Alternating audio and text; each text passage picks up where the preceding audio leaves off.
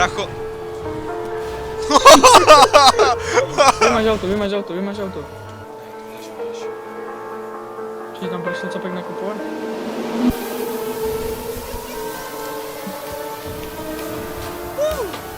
Bombokla.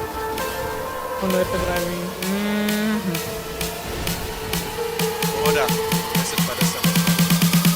Zamykám sobě kripla, Alcatraz nepřežije nikdo jak Diatlov pas. Kočka mě sežere jak Whiskas, pokreslí mi S, animák Pixar. Masakr fakt vyjeba Texas, ráno mi volá Jiří Pexa. Sjedu se moc, ale ne dneska, ještě počkej, teď musím nebýt strestat. Život zabít v oblacích stezka, zase začít tu brát, ale včas přestat. Jsem závislej, milujem ten stav, až to zlátnu zas můžeš zatleskat. Myslím, že slovo negr je fakt sračka, ale nikdo neřeší to, co říká smažka. Vole, čas nastal, takže i přesto chci, ať to poslouchá celý Česko.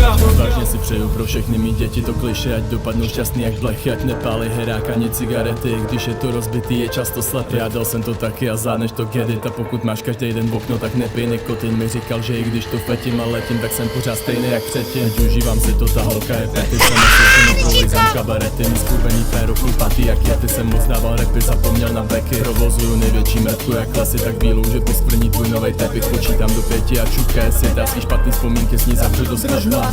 Poslouchej to, pro vše špatný, dobrý něco, jejich keci nezajímá, můžu jebat, co mi říkaj.